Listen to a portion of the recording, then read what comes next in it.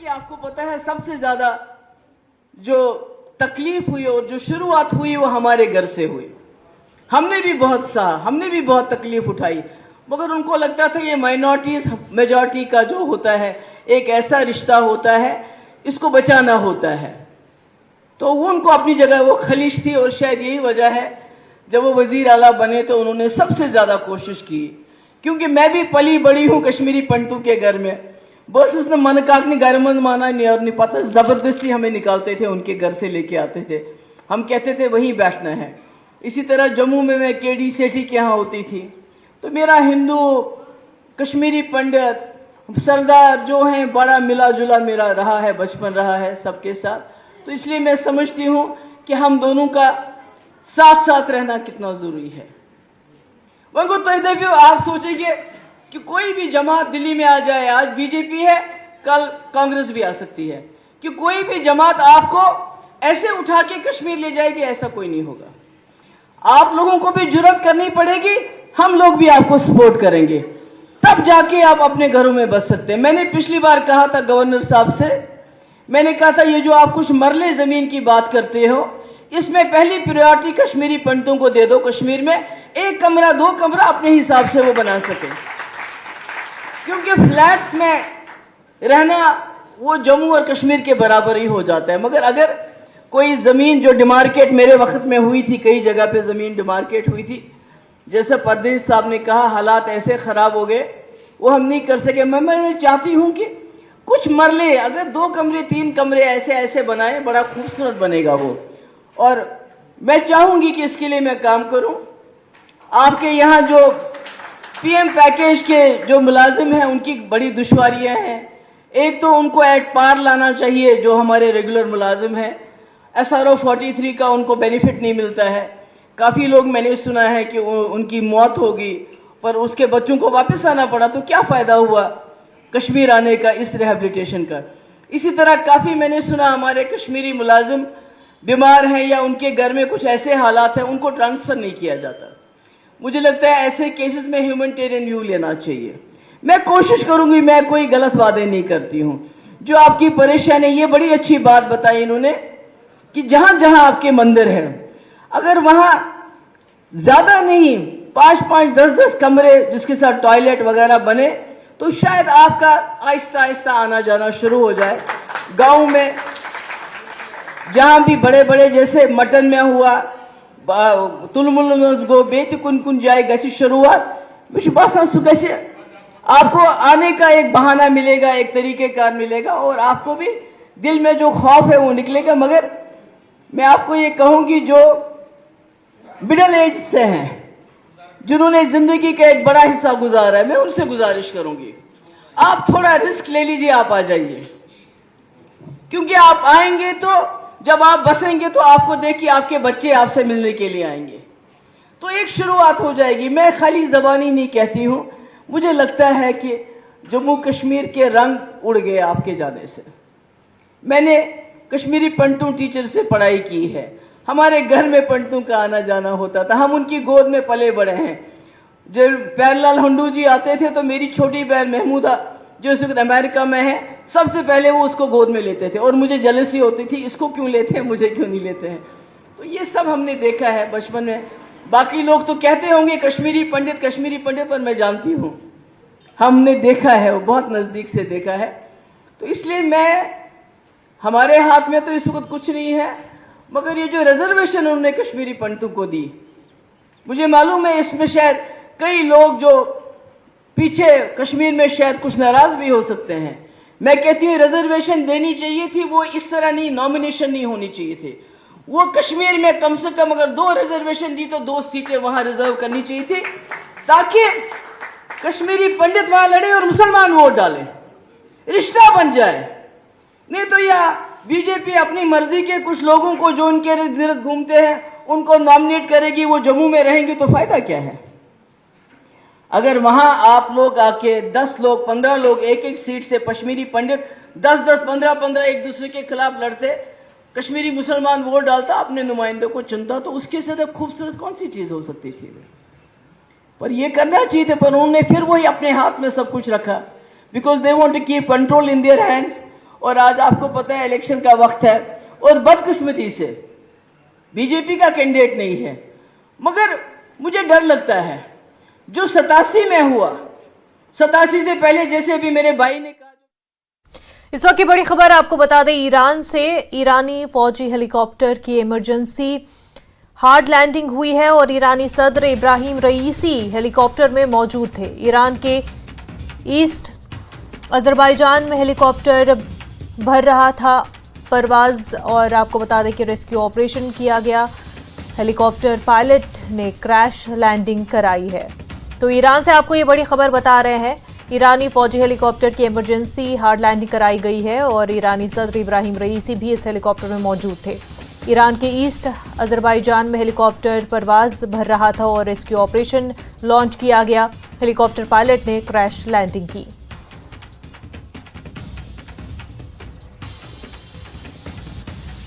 Iran से बड़ी खबर आपको बता रहे हैं, फौजी हेलीकॉप्टर की हार्ड लैंडिंग कराई गई है जिसमें आपको बताया ईरानी सदर इब्राहिम रईसी भी मौजूद थे और ईरान के ईस्ट अजरबैजान में हेलीकॉप्टर परवाज भर रहा था। रेस्क्यू ऑपरेशन भी लॉन्च किया गया और पायलट ने हेलीकॉप्टर की क्रैश लैंडिंग कराई है। आगे बढ़ते दहशतगर्द हमले में मारे गए साबिक सरपंच एजाज अहमद शेख की नमाज जनाजा अदा की गई और उनकी नमाज जनाजा में बच्चों, बुजुर्ग, शहरियों और नौजवानों समेत सैकड़ों लोगों ने शिरकत की। बाद में उनको सुपुर्द खाक किया गया। हीरपुरा शोपियां के एजाज बीजेपी से वाबस्ता थे और इस वाक़ये के बाद इलाके में दहशत और रंजो गम की लहर पाई जा रही है। सरपंच के कत्ल ने कई सवालात भी खड़े किए। बताया जा रहा है कि ये उनके कत्ल की दूसरी कोशिश थी और इतलात के मुताबिक उन्होंने हमले की पहली कोशिश के वक्त हुकूमत से सिक्योरिटी का मुतालबा किया था लेकिन उसे फराहम नहीं की गई और इस वाक़े पर शहर के कोने कोने से शदीद गम गुस्सा और तशवीश की लहर दौड़ गई और मुतालबा किया जा रहा है कि मुजरिमों को बेनकाब करके सख्त से सख्त सजा दी जाए।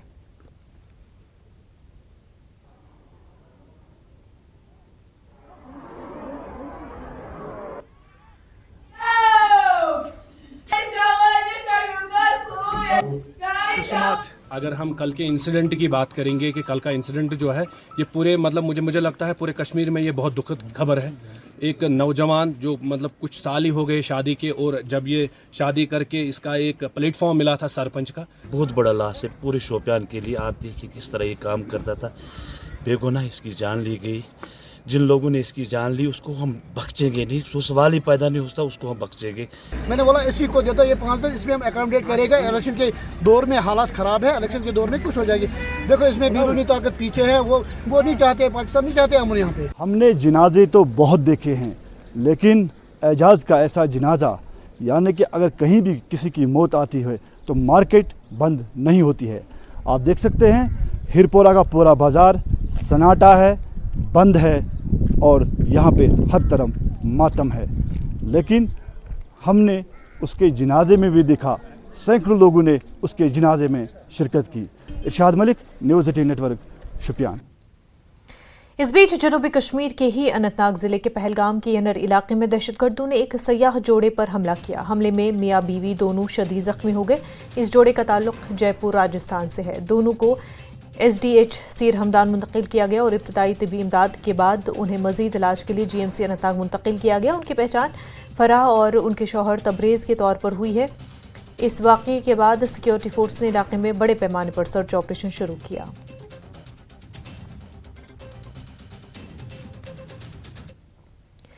नेशनल कॉन्फ्रेंस के सदर डॉक्टर फारूक अब्दुल्ला पार्टी उम्मीदवार मियां अल्ताफ के हक में रैली के लिए मेंढर में थे और उन्होंने एक बड़ी रैली से खिताब किया। फारूक अब्दुल्ला ने दहशतगर्दाना हमलों पर कहा कि दिल्ली के लोग कहते थे कि दहशतगर्दी की वजह से आर्टिकल 370 है। उन्होंने सवाल किया कि आज इस कत्ल का जिम्मेदार कौन है। उन्होंने कहा कि इस मामले की जांच होनी चाहिए और अगर वो नहीं करते हैं तो बैनुल-अक़वामी सतह पर कमेटी को बुलाना चाहिए। और फारूक ने नाम लिए बगैर सवाल किया कि बंदूक किसने लाई और पाकिस्तान से फंडिंग किसने ली। उन्होंने कहा कि वो पाकिस्तान से कहना चाहते हैं कि वो दहशतगर्दी बंद करे और दोनों ममालिक मिल बैठकर अपने मसाइल हल करें।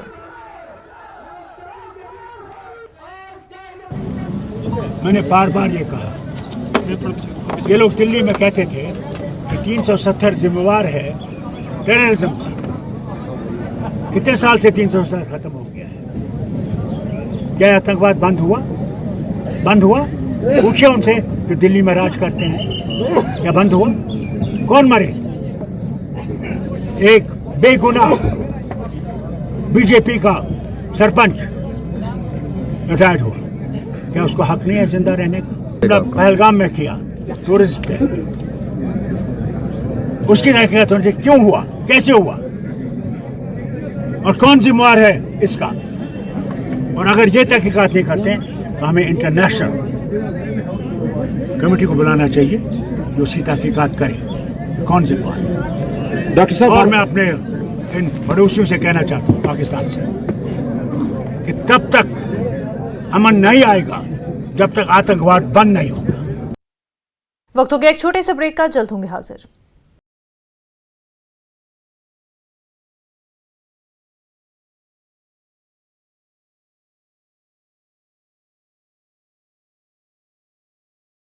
इस राज्य में ना हमारी सेना सुरक्षित थी, ना हमारी सीमा सुरक्षित थी।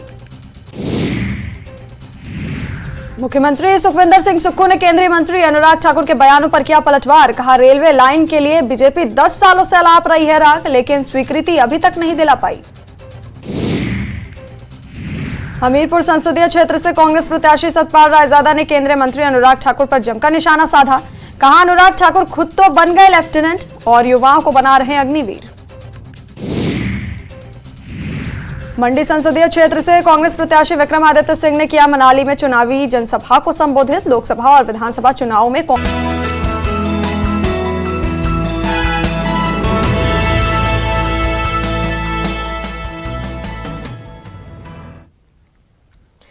डीपीएपी के चेयरमैन गुलाम नबी आजाद ने शोपियां और यनर पहलगाम दहशतगर्दाना हमलों को इंतहाई अफसोसनाक करार दिया। बिजबिहाड़ा अनंतनाग में पार्टी रोड शो से खिताब करते हुए आजाद ने कहा कि सब कुछ ठीक चल रहा था और अचानक दहशतगर्द आकर ये हरकतें कर रहे हैं जो काबिल मजम्मत है। ताहम आजाद ने कहा कि कश्मीर में इंतखाबात बड़े पैमाने पर हमवार हुए हैं। आजाद ने हालिया दिनों में की गई गिरफ्तारियों पर भी तशवीश का इजहार किया। आजाद ने कहा कि ये गिरफ्तारियां ज्यादातर सियासी हैं, न कि दहशतगर्दी से जुड़ी। आजाद ने लोगों से अपील की कि वो एडवोकेट सलीम परे को वोट दें। Most unfortunate, and it has happened at the fag end of the polling, because 4 phases have already been over. Of course, the 4th phase, the polling will be tomorrow, but the campaigning up to 4th phase is already over.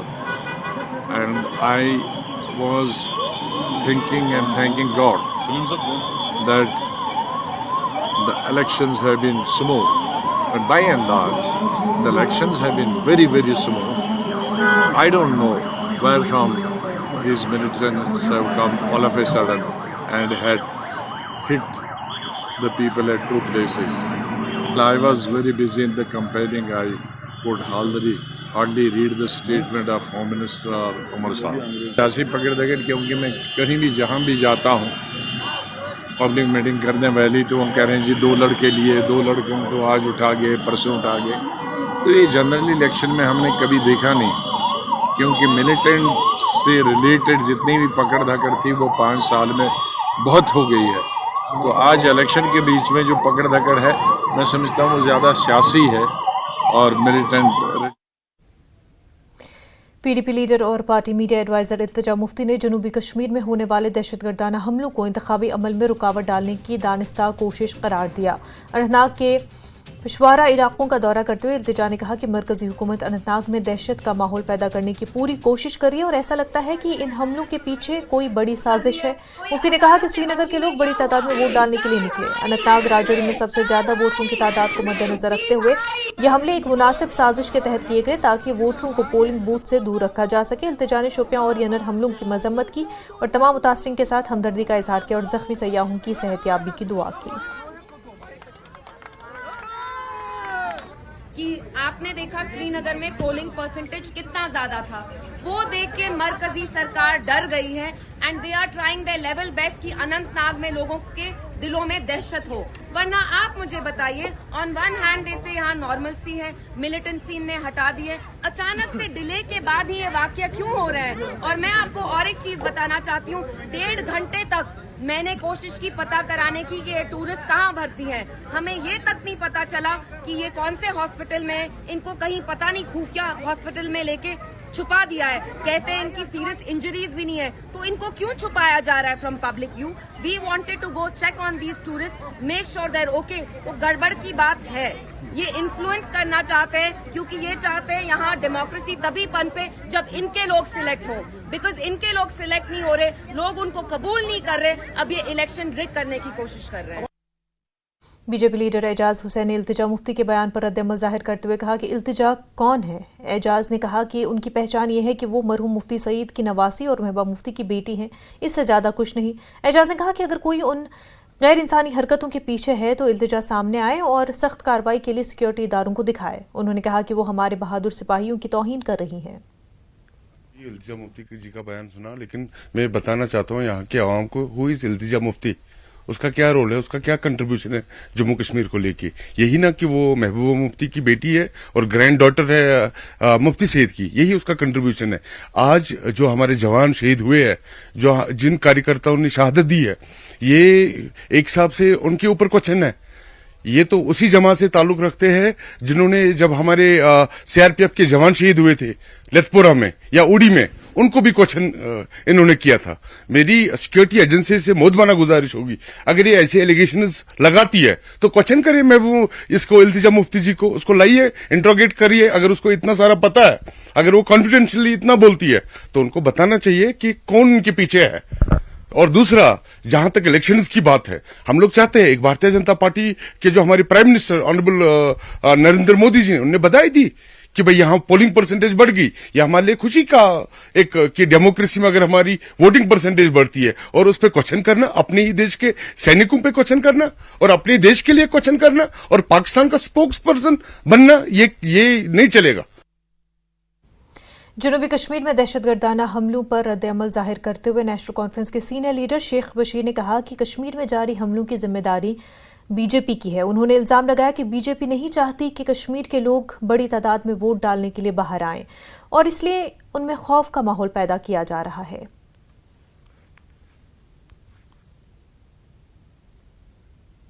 BJP के भाइयों को कहूंगा, पाकिस्तान पाकिस्तान करके आप कहीं नहीं पहुंचोगे।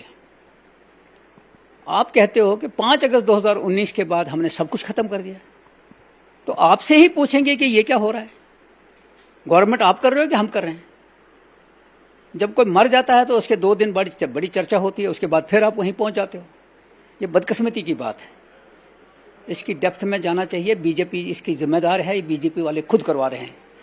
जो पहला इलेक्शन वहां हुआ जिसमें लोगों ने बढ़ चढ़ के वोट दिया, ये लोगों को डरा रहे हैं ताकि लोग वोट ना करें।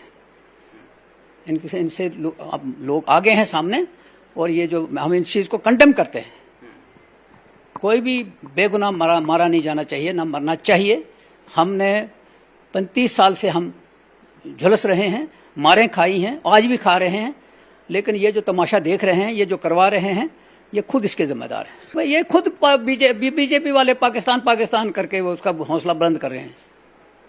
हम तो उनके साथ लड़ रहे हैं, 36 साल से लड़ते आए हैं। जम्मू कश्मीर कांग्रेस के तर्जुमान साहिल शर्मा ने कहा कि हुकूमत को जम्मू कश्मीर के लोगों में तहफ़्फ़ुज़ का एहसास बहाल करना चाहिए। साहिल शर्मा ने कहा कि इस तरह के हमलों ने जम्मू कश्मीर में आर्टिकल 370 की मनसूखी के बाद नॉर्मलसी के बड़े बड़े दावों को बेनकाब कर दिया। श्रद्धांजलि जो है मैं प्रकट करता हूं, और मैं एक सवाल पूछना चाहता हूं भारत सरकार से भी।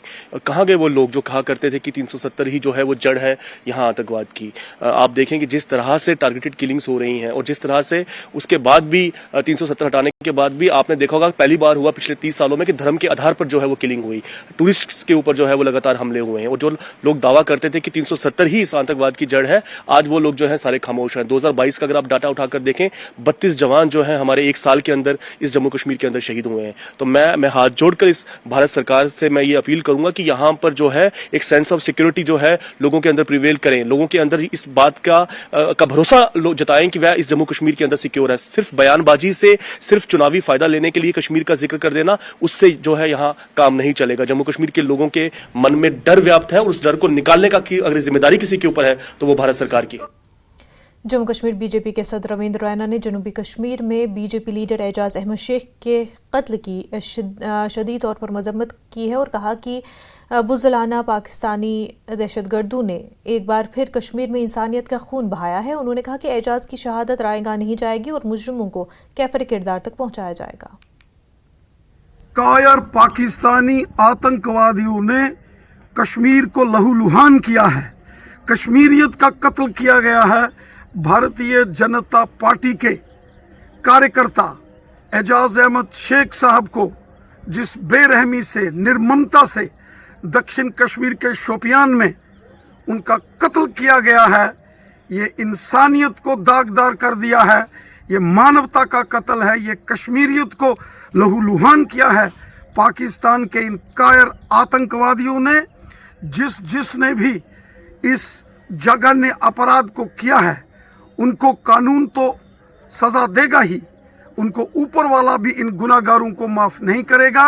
ये इंसानियत का कत्ल है, ये कश्मीरियत का कत्ल है। एक ऐसा नौजवान जो गरीबों का, मस्कीनों का, ज़ईफ़ों का हमदर्द था, जो हमेशा बेसहारा लोगों का खिदमतदार था, जो इंसाफ पसंद और इंसानियत पसंद था, जो अमन और खुशहाली की बात करता था, ऐसे एक नौजवान सरपंच एजाज अहमद शेख साहब को जिस तरीके से इन कायर पाकिस्तानी आतंकवादियों ने निशाना बनाया है, ये कश्मीरियत को निशाना बनाया गया है, ये कश्मीर को लहूलुहान किया गया है। एजाज अहमद शेख साहब के गुनाहगारों को सज़ा मिलेगी, ज़मीन के पाताल से भी ढूंढकर इन गुनाहगारों को उनके इन गुनाहों की सज़ा दी जाएगी। ये नाकाबिले बर्दाश्त है, इसको किसी सूरत में भी इन गुनाहगारों को बख्शा नहीं जाएगा। और जम्मू कश्मीर पंचायत कॉन्फ्रेंस ने उन सरपंचों और पंचों के लिए सिक्योरिटी का मुतालबा किया जिनकी सिक्योरिटी के लिए नुमाइंदगी मुतल्लिका महकमों में ज़ेर इल्तवा है। कॉन्फ्रेंस के सदर अनिल शर्मा ने कहा कि पंच और सरपंच कश्मीर में ज़्यादा वोटर टर्नआउट के जिम्मेदार हैं और इसलिए वो दहशतगर्दों का सबसे बड़ा निशाना बन गए हैं। हुकूमत को चाहिए कि वो उन्हें सिक्योरिटी फराहम करे।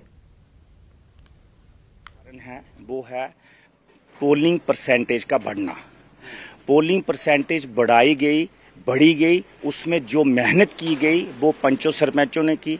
पंचों सरपंचों की वजह से ही पोलिंग परसेंटेज आज की तारीख में जम्मू कश्मीर के अंदर बढ़ी है। तो इसलिए पंचों सरपंचों के कामकाज को देखते हुए, पिछले 10 साल में जो उन्होंने कामकाज किया है उसको देखते हुए, उनके कामकाज को देखते हुए फेथ किया लोगों ने, लोग निकल कर बाहर आए और मिलिटेंटों ने टारगेट बनाना शुरू कर दिया सरपंचों को। हमारा सिर्फ ये मानना है कि जिन लोगों के साथ, चाहे वो एमएलए हों, चाहे वो पार्टियों के लोग हों, किसी भी पॉलिटिकल पार्टी के जो बड़े लीडर जिनको कहते हैं, उनकी वजह से ये पोलिंग परसेंटेज बढ़ नहीं रहा, लेकिन सिक्योरिटी प्रोवाइड उन लोगों को की जाती है। एलिगेशन भी लगा रहे हैं सिक्योरिटी एजेंसीज के ऊपर कि आप जो है चेहरा देख के, पार्टी देख के आप उसको प्रोटेक्शन दे रहे हो, लेकिन आप उस बंदे को प्रोटेक्ट नहीं कर रहे हो जिसको प्रोटेक्शन की जरूरत है, जो घरों से लोगों को निकालकर पोलिंग स्टेशन पर पहुंचा रहा है, जो डायरेक्ट दुश्मनी मिलिटेंटों के साथ डाल रहा है, आप उसको प्रोटेक्ट नहीं कर रहे हो। आप उन लोगों को प्रोटेक्शन दे रहे हो, चाहे वो एसओजी हो, चाहे वो जेके पुलिस हो, चाहे सीआरपी हो, चाहे आर्मी हो। 20-20 गाड़ियां आगे पीछे चलती हैं, जैमर साथ चलते हैं, लेकिन वो लोग सिर्फ टूरिस्ट की तरह जाते हैं, कश्मीर में कैंपेनिंग करके आ जाते हैं। जरूरत है उन लोगों को प्रोटेक्ट करने की जो लोग ग्रास रूट लेवल पे काम कर रहे हैं। भारतीय जनता युवा मोर्चे के कारकुनों ने बीजेपी डिस्प्लेस्ड यूनिट सेल के साथ जम्मू में जबरदस्त एहतजाज किया। यह एहतजाज जनूबी कश्मीर में 2 दहशतगर्दाना हमलों के खिलाफ किया गया और इस एहतजाज की क़यादत BJYM के सदर अरुण प्रभात ने की और इस मौके पर पाकिस्तानी वज़ीर-ए-आज़म का पुतला भी जलाया गया। मुजाहिरीन का कहना है कि पाकिस्तान एक नाकाम रियासत है और इसके खिलाफ सख्त कार्रवाई होनी चाहिए। मेरे साथ इस वक्त है अरुण प्रभात, BJYM के प्रेसिडेंट है, क्या कहेंगे? जिस तरीके से पाकिस्तान आज बौखलाहट के अंदर है, POJK के अंदर जो स्थिति बनी हुई है, और जिस तरीके से अभूतपूर्व जो वोटिंग परसेंटेज 13 तारीख को जो पोलिंग हुई है श्रीनगर कॉन्स्टिट्यूंसी के लिए, आज पाकिस्तान बौखलाहट के अंदर है। पाकिस्तान परेशान है कि इतनी स्थिरता, इतनी शांति कश्मीर घाटी में कैसे आई, ये उनकी बौखलाहट है। भारतीय जनता पार्टी का इतिहास शहीदों का इतिहास है, बलिदानियों का इतिहास है। इनको पाई पाई का हिसाब देना पड़ेगा, पाकिस्तान को बख्शा नहीं जाएगा। लेकिन एक चीज है, टूरिस्टों को बहुत टाइम के बाद अटैक किया गया, बहुत टाइम के बाद। ये बौखलाहट है पाकिस्तान की, परंतु भारत के पास आज सशक्त नेतृत्व है। पाकिस्तान के मंसूबों को कभी कामयाब नहीं। अगले दो फेजेस भी हैं कश्मीर में, क्या कहेंगे? क्या लोग तैयार है? लोग अपने घरों से निकल करके, वोटिंग परसेंटेज इस बार बहुत बढ़ने वाली है। लोगों को विश्वास है, देश के यशस्वी प्रधानमंत्री पर लोगों को विश्वास है, देश की सरकार के ऊपर। इसलिए निकल करके लोकतंत्र को मजबूत करने के लिए लोग बाहर निकल रहे हैं और पोलिंग परसेंटेज दिन बर दिन बढ़ती जा रही है। वक्त हो गया एक छोटे से ब्रेक का, जल्द होंगे हाजिर।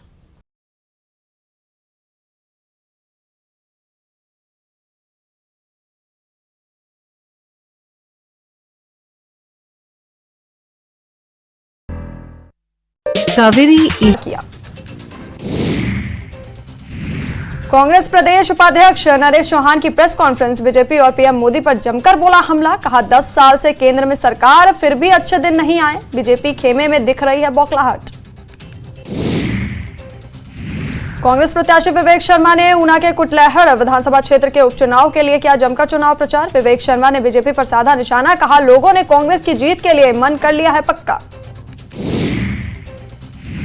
रोहित ठाकुर ने बीजेपी पर साधा जमकर निशाना, कहा बीजेपी की जन विरोधी नीतियों के चलते सेब की बागवानी हाशिए पर आ गई, सेब उद्योग को बचाने के लिए बीजेपी को हराना जरूरी।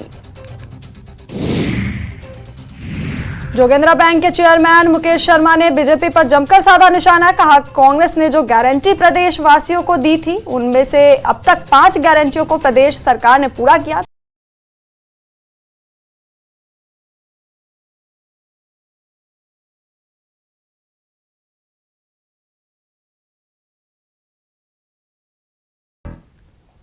साबिक सरपंच की हलाकत और यनर पहलगाम में सयाहों पर दहशतगर्दाना हमले के खिलाफ बीजेपी कारकुनों ने खनबल अनंतनाग में एहतजाजी मुजाहरा किया। मुजाहिरीन ने ऐसे हमलों को बुज़दिलाना हरकत करार दिया और मुतालबा किया कि कसूरवारों को सख्त सजा दी जाए।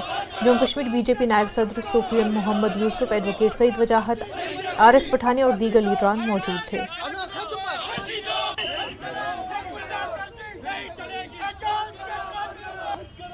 मैं उन पाकिस्तान के उन आतंकवादियों को कहना चाहूंगा, आप कब तक यहाँ कश्मीर में खून की होली खेलोगे? आज यहाँ अमन था, आज यहाँ पीस था, आपने अमन और पीस में खलल डालने की फिर एक साजिश, नापाक साजिश की।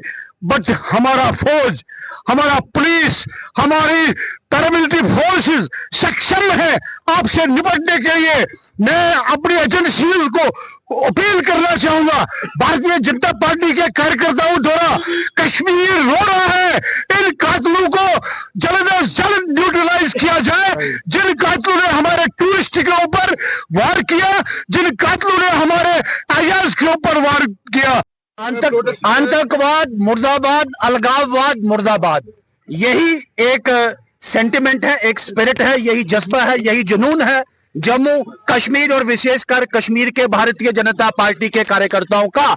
ये बतख की तरह, भेड़ बकरी की तरह इनोसेंट जो लोग, जो राजनीतिक प्रक्रिया में, पॉलिटिकल प्रोसेस में, जमहूरियत में, जो भारत में भारतीयता में, कश्मीर में और कश्मीरियत में यकीन रखते हैं, पाकिस्तान और जो पड़ोसी पार से जितने भी इस आतंकवाद के आका, वो खबरदार हो जाएं। ये टॉलरेट बिल्कुल भी नहीं किया जाएगा। बीजेपी जम्मू कश्मीर के जनरल सेक्रेटरी सुनील शर्मा और अल्ताफ ठाकुर ने महलूक साबिक सरपंच के घर जाकर लवाहिकीन से ताज़ियत की। बीजेपी के जनरल सेक्रेटरी सुनील शर्मा ने कहा कि यह हमला सिर्फ दहशतगर्दों की मायूसी है, क्योंकि लोकसभा इंतखाबात में ज़्यादा वोटिंग हुई। शोपियां की अवाम ने दहशतगर्दी के तरीक़े को मुस्तरद कर दिया और हिंदुस्तान को कबूल कर लिया है। उन्होंने कहा कि बीजेपी मुतवफ़ी के ख़ानदान को हर तरह की मदद फराहम करेगी और हुकूमत लवाहिकीन को एक्सग्रेशिया और सरकारी मुलाजमत फराहम करेगी।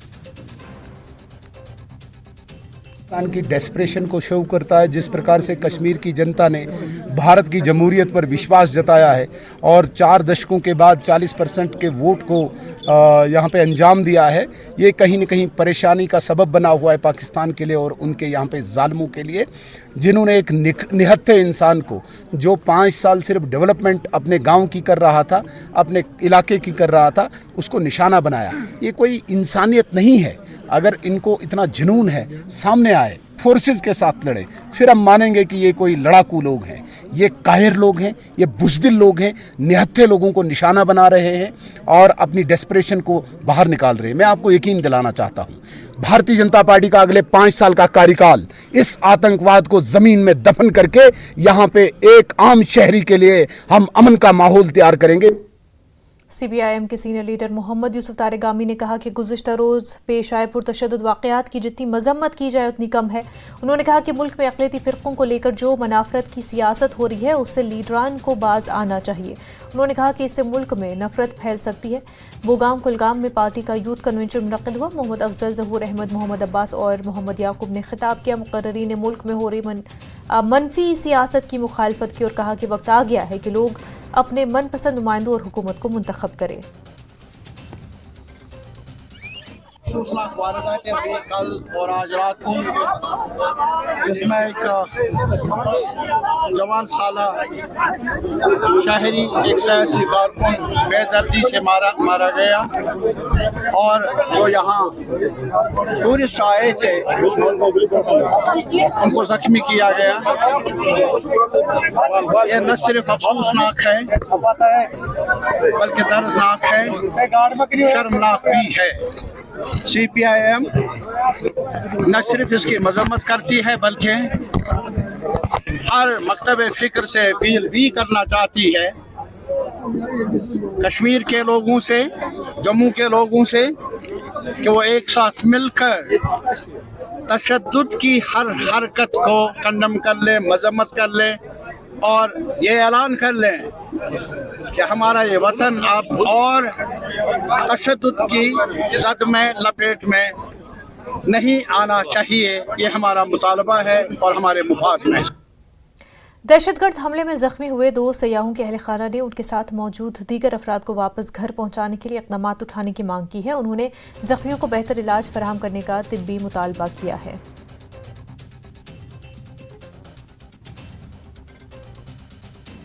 तो फौरन वहाँ फोर्स पहुँच गई थी। उसके बाद उनको पूरे एरिया को सील करके बाकी जो बचे हुए लोग थे उनको सेफ ग्राउंड उपलब्ध कराया गया और उनको दोनों को तुरंत वहाँ का जो लोकल हॉस्पिटल है उसमें शिफ्ट किया गया। वहाँ उन्होंने इनिशियल ट्रीटमेंट दिया और उसके बाद उनको वहाँ श्रीनगर में मिलिट्री हॉस्पिटल में शिफ्ट किया गया है। कोई बात हो गई उसके बाद, घटना के बाद आपकी कैसी तबीयत है वहाँ पर, अब क्या हाल चाल है, क्या इलाज चल रहा है?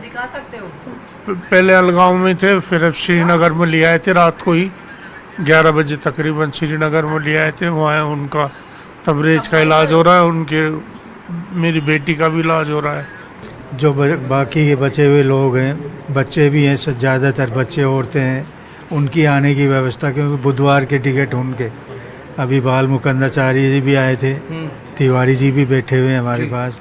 इन्होंने भी खूब कोशिश की उनकी भी आने की व्यवस्था हो जाए और यहाँ से जाने की व्यवस्था हो जाए और सरकार से बढ़िया इलाज हो जाए, ये उम्मीद रखते हैं। मैंने तो कलेक्टर साहब से कहा भाई आप यहाँ प्रतिनिधि को भेजो, कोई आर्थिक मुआवजा भी दो, जो आपके यहाँ सरकार में अगर प्रोविज़न है। गरीब परिवार है ये पठानों के मोहल्ले का। सभी लोग जानना चाह रहे हैं कि उनकी स्थिति क्या है, वो किस तरह से यहाँ पहुँचेंगे, क्योंकि वैली के अंदर जिस तरह की कंडीशन है, जिस तरह के हालात थे, काफ़ी शांति थी। काफ़ी पर्यटक हर साल जयपुर से जाते हैं और वहाँ जाकर के बाकायदा घूम फिर के आते हैं। कभी इस तरह की कोई घटना नहीं हुई। और एडीजी जम्मू कश्मीर पुलिस विजय कुमार ने यनर पहलगाम का दौरा किया। एडीजीपी के साथ डीआईजी जनूबी कश्मीर और एसएसपी अनंतनाग और दीगर अफसरान भी थे।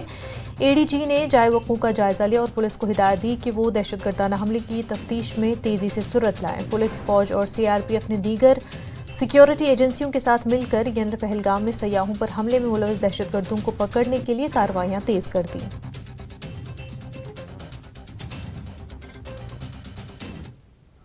बारामूला पार्लिमानी हल्के पर कल वोटिंग होनी है और आज़ादाना मुनसिफाना पार्लिमानी इंतखाबात को यकीनी बनाने के लिए तमाम इंतजामात किए गए। पोलिंग मवाद और पोलिंग अमले को पहले से मुतल्लिका पोलिंग मराकज़ पर रवाना किया गया। बारामूला हल्के के पोलिंग अमले को दलनब बारामूला में कश्मीर यूनिवर्सिटी के नॉर्थ कैंपस, सोपोर इलाके में एग्रीकल्चर यूनिवर्सिटी के वाडूरा कैंपस, ऊडी और दीगर मुकर्ररा मकामात से रवाना किया गया।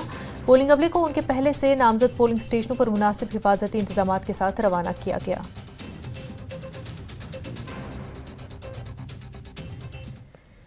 रिटर्निंग ऑफिसर बारामुल्ला पार्लिमानी हल्के मंगा शेरपा ने इंतखाबात के पुरअमन इनकाद की तफसीलात बताते हुए कहा कि पोलिंग मटीरियल के साथ पोलिंग अमले को मुनासिब हिफाजती इंतजामात के साथ उनके मुतल्लिका पोलिंग स्टेशनों पर रवाना कर दिया गया है। खवातीन वोटर्स की सहूलत के लिए हर असेंबली हल्के में खवातीन अमले के साथ पिंक पोलिंग स्टेशन भी कायम किए गए। पोलिंग स्टेशन पर व्हील चेयर्स की दस्तयाबी से माजूर अफराद को सहूलत मिलेगी। बारामूला लोकसभा सीट के लिए कल इंतखाबात होने जा रहे हैं और तैयारियां मुकम्मल हो गई हैं। इस सिलसिले में हमारे साथ बात करने के लिए रिटर्निंग ऑफिसर जो हैं डिप्टी कमिश्नर बारामूला इस पार्लियामेंट सीट के, उन्हीं से हम बात करें कि क्या तैयारियां हैं अभी जो कल इलेक्शन हो रहे हैं उस सिलसिले में क्या तैयारियां हैं आपकी? जी, आपको जैसे पता है आज जो 19 तारीख है जो P-1 डे जो हमारा डिस्पैच का डे था, तो टोटल आज हम लोगों ने 2103 पार्टीज 15 DCRC से डिस्पैच कर दिए हैं। तो एक स्पेशल चीज़ हमने देखी कि पिंक पोलिंग स्टेशन आपने बनाए हैं कई, और उनकी भी तफसीलात थोड़ा सा चाहिए, और व्हील चेयर्स भी आपने डिस्ट्रीब्यूट किए हैं हर पोलिंग स्टेशन के लिए। उस सिलसिले में बताइए कि इससे कितना फ़ायदा मिलेगा? हमारे पूरे जो पार्लियामेंट्री कॉन्स्टिट्यूंसी है उसमें 18 पिंक पोलिंग स्टेशन है, 1 पर AC। तो इन पे खास बात यह है कि इन पूरी पोलिंग स्टेशंस को एक अच्छे से डेकोरेट किया गया है, और दूसरी बात है कि इन पूरी पोलिंग स्टेशंस में जो विमेन स्टाफ है हमारी उनको यूटिलाइज़ किया गया है। तो इवन हमारे विमेन एम्प्लॉयज़ में भी बड़ा उत्साह है कि वो पोलिंग पार्टीज़ में पार्टिसिपेट करने वाली हैं। साथ ही साथ जो आपने व्हील चेयर की बात की, इस बार हमने यही कोशिश की है कि हमारे पूरे पार्लियामेंट कॉन्स्टिट्यूंसी में हर पोलिंग स्टेशन में एक व्हील चेयर उपलब्ध हो, सो दैट कोई भी अगर फिजिकली हैंडीकैप्ड पर्सन उस पोलिंग स्टेशन पे आता है उसको वो सुविधा मुहैया कराए। आपके थ्रू मैं ये भी बताना चाहूँगा कि एक ECI ने एक ऐप लॉन्च किया, उसको सक्षम ऐप बोलते हैं। सक्षम ऐप में जो हमारे PWD वोटर्स हैं वो ऑनलाइन भी अपनी सुविधा बुक कर सकते हैं। तो मैं उनसे ये रिक्वेस्ट करूंगा कि सक्षम ऐप के थ्रू अपनी सर्विसेज, अगर उनको कोई हेल्पर की सर्विस चाहिए, कोई गाइड की असिस्टेंट चाहिए, वो भी वहाँ वो बुक कर सकते हैं। देखिए, सिक्योरिटी के लिए बहुत ही पुख्ता बंदोबस्त हमारे सारे SSP साहिबान लोगों ने किया है in consultation with the DEOs। तो उसके लिए आपको पता होगा कि हर पोलिंग स्टेशन पर हमारी CAPF की डिप्लॉयमेंट होगी, साथ ही साथ हर पोलिंग स्टेशन में वेबकास्टिंग, माइक्रो ऑब्जर्वर, उसके साथ ही साथ हर जगह QRTs, sector officers, zonal magistrates, ये सारे लगे हुए हैं। तो इससे बेसिकली कोई भी इंसिडेंट को ना होने की कोशिश के लिए पुख्ता इंतजाम ऑलरेडी प्लेस पे है। न्यूज़ 18 जम्मू कश्मीर के लिए बारामूला से मैं सज्जाद हुसैन। बडगाम जिले की बीरवा सब डिवीजन में पोलिंग अमले को रवाना किया गया। SDM बीरवा तौफीक अहमद गाजी और दीगर मुतल्लिका अफसरान ने सख्त सिक्योरिटी के बीच उन्हें पोलिंग स्टेशनों पर रवाना किया। Government higher secondary school Magam से अमले को रवाना किया गया। पटन और टंगमर्ग में भी पोलिंग अमले को पोलिंग मटीरियल के साथ रवाना किया गया। वाजरे की बारामूला पार्लिमानी नशिस्त पर 17,37,865 राय दहिंदगान अपने हक़ राय दही का इस्तेमाल करने के अहल हैं।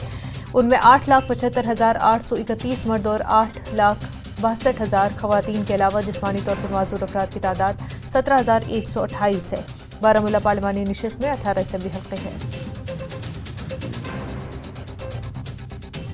हमारे इस असेंबली सेगमेंट बीरवा में 119 पोलिंग स्टेशन है और बिल्कुल सक्सेसफुली सारे 119 पोलिंग स्टेशंस को हमने अपने पोलिंग स्टेशंस पर, रेस्पेक्टिव पोलिंग स्टेशंस पर डिस्पैच किया along with proper security component, जो इनके साथ प्रोटोकॉल के हिसाब से जो सिक्योरिटी देनी थी। पूरा रूट सिक्योर है। सिक्योरिटी एजेंसीज ने भी काफ़ी अच्छे से अरेंजमेंट्स किए हैं और पोल पार्टीज़ के लिए भी पोल वेलफेयर मेजर्स को मद्देनज़र रखते हुए काफ़ी सारे अच्छे अरेंजमेंट्स इस बार हुए हैं हमारे chief electoral officer Jammu Kashmir की हिदायत पे। और जिस तरीके से उन्होंने बताया था अल्हम्दुलिल्लाह बिल्कुल वैसे ही वो सारा कुछ अंजाम पाया है।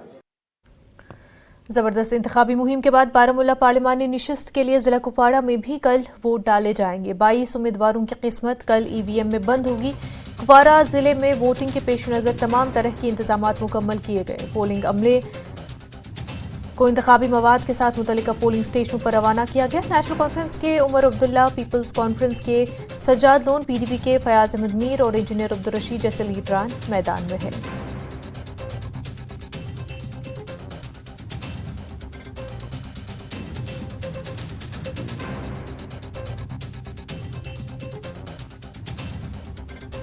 कुपवाड़ा जो डिस्ट्रिक्ट है उसमें करीब 150 किलोमीटर का LOC है, दो तरफ से नॉर्थ और वेस्ट। तो हम लोगों को इस बारे में पूरा अलर्ट है, पूरा सतर्क है। और हम लोगों ने जो है पूरे पुख्ता इंतज़ाम किए हैं सिक्योरिटी के। हमारे पास करीब टोटल काफ़ी सारी कंपनीज़ CAPF की आई हुई हैं, तो उनके साथ मिलके हम लोग कोशिश ये करेंगे कि सिक्योरिटी और सेफ्टी तो बनी रहे, साथ ही साथ लोगों में भी एक तरह का कॉन्फिडेंस रहे कि वो बाहर आके वोट कर सकें।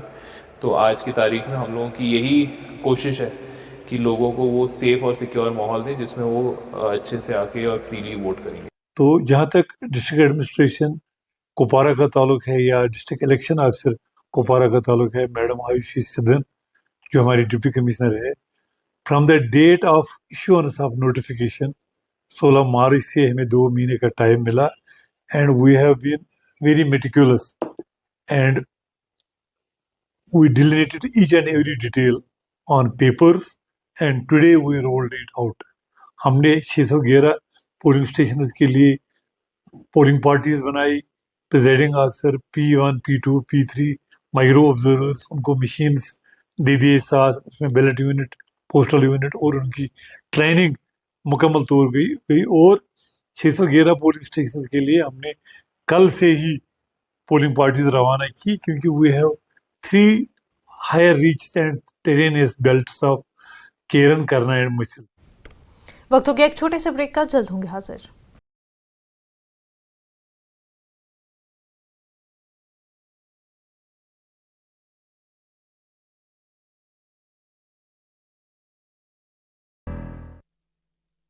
बहुत से वादे देश की जनता से किए थे जो आज तक नहीं हो सके पूरे।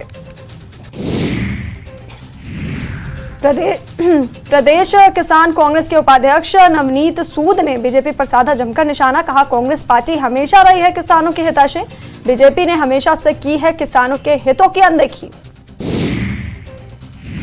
मंडी के ITI चौक के पास ऑटो में अचानक लगी आग, शॉर्ट सर्किट को आग बताया जा रहा है कारण, देखते ही देखते ऑटो में फैल गई आग, स्थानीय लोगों की सहायता से आग पर पाया गया काबू।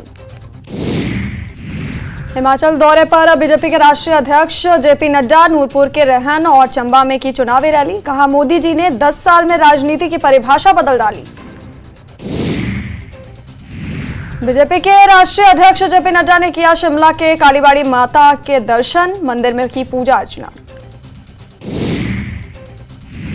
बीजेपी के राष्ट्रीय अध्यक्ष JP नड्डा प्रदेश में 3 जनसभाओं को संबोधित करने के बाद शिमला पहुंचे। JP नड्डा ने मॉल रोड की सैर की, उनके साथ बीजेपी के राष्ट्रीय उपाध्यक्ष सौदन सिंह और नेता प्रतिपक्ष जयराम ठाकुर भी रहे। हमीरपुर लोकसभा क्षेत्र से बीजेपी प्रत्याशी अनुराग ठाकुर ने किया चिंतपूर्णी विधानसभा क्षेत्र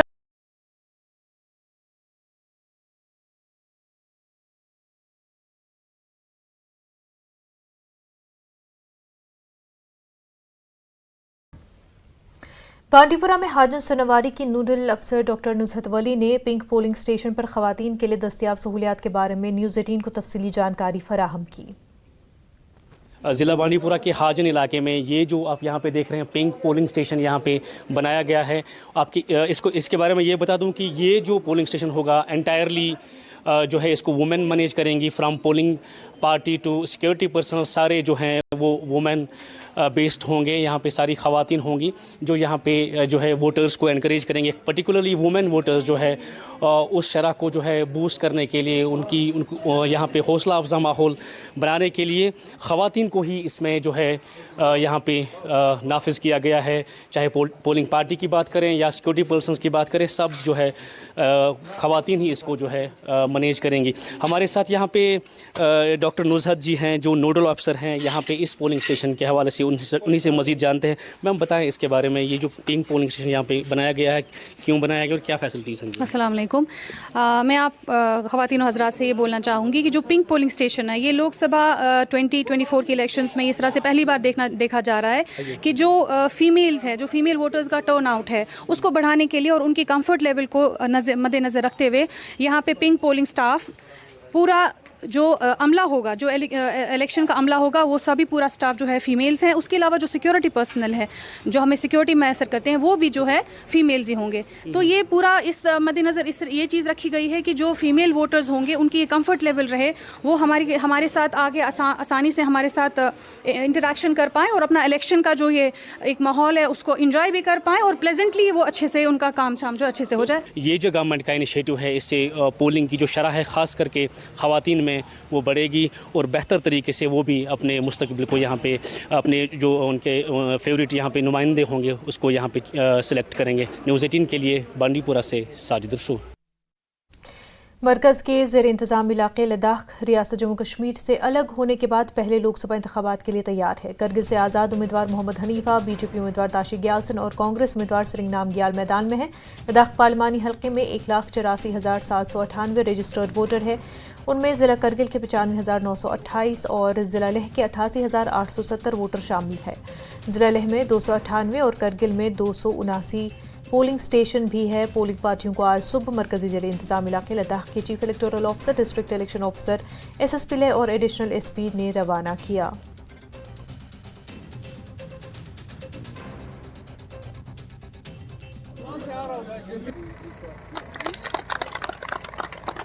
सेम एक पर्सन हो या 100% ड्यूटी तो सेम ही है, तो एक ही। हाँ, हमारा एक गवर्नमेंट ऑफिसर को कहीं भी दे वो एक ही है, तो ड्यूटी तो जहाँ भी जाओ एक ही है। सेम एक पर्सन हो या 100% ड्यूटी तो सेम ही है, तो एक ही लग रहा है, मुझे तो सेम ही लग रहा है। तो लेकिन हाँ, यहाँ पे हमारा 100% वोट को आज होने का हमें उम्मीद है।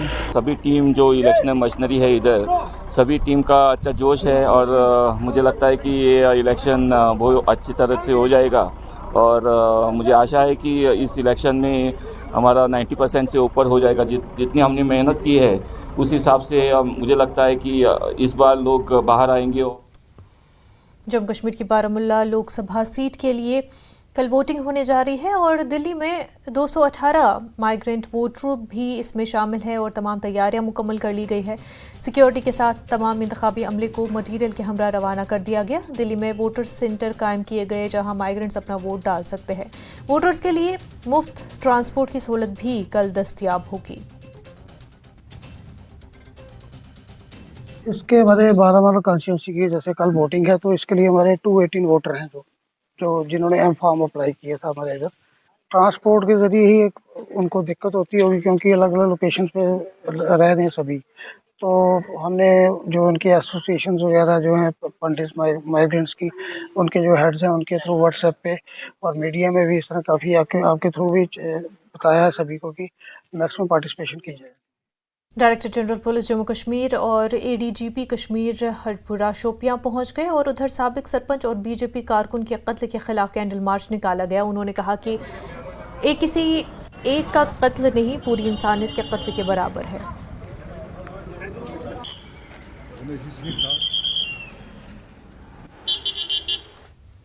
मेंढर सब डिवीजन में नेशनल कॉन्फ्रेंस की रैली के दौरान कुछ नामालूम अफराद ने 3 नौजवानों पर तेजधार हथियारों से हमला किया।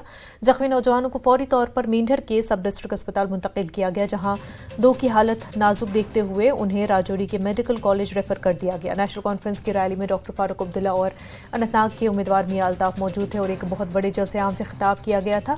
इसी दौरान नेशनल कॉन्फ्रेंस के साबिक MLA जावेद राना का कहना है कि ये सिक्योरिटी में बहुत बड़ी कोताही है, ऐसे में हमारे नौजवानों पर हमला किया गया। उन्होंने हमलावरों को पकड़कर उनके खिलाफ कार्रवाई करने का मुतालबा किया है।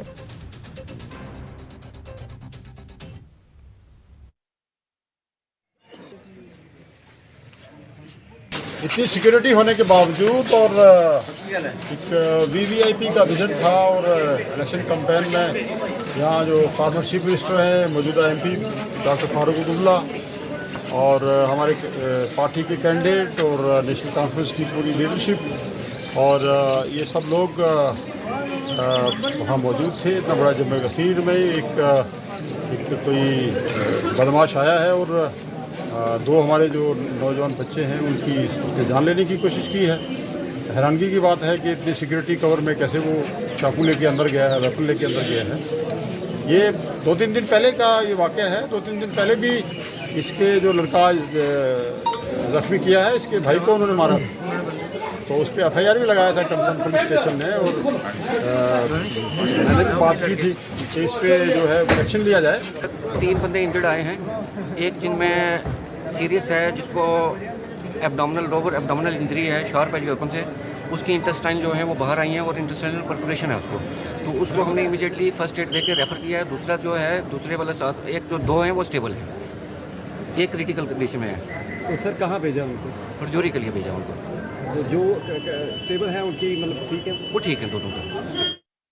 किश्तवाड़ जिले के दूर उफ्तादा तहसील बंजवा की जिला तरक्याती कौंसिल मेंबर चौधरी आमना ने सख्त अफसोस का इजहार करते हुए कहा कि इंतज़ामिया बंजवा के साथ सौतेला सलूक कर रही है, और उन्होंने कहा कि बंजवा के दफातर और इदारों में कुछ मुलाजमीन बगैर ड्यूटी की तनख्वाहें ले रहे हैं।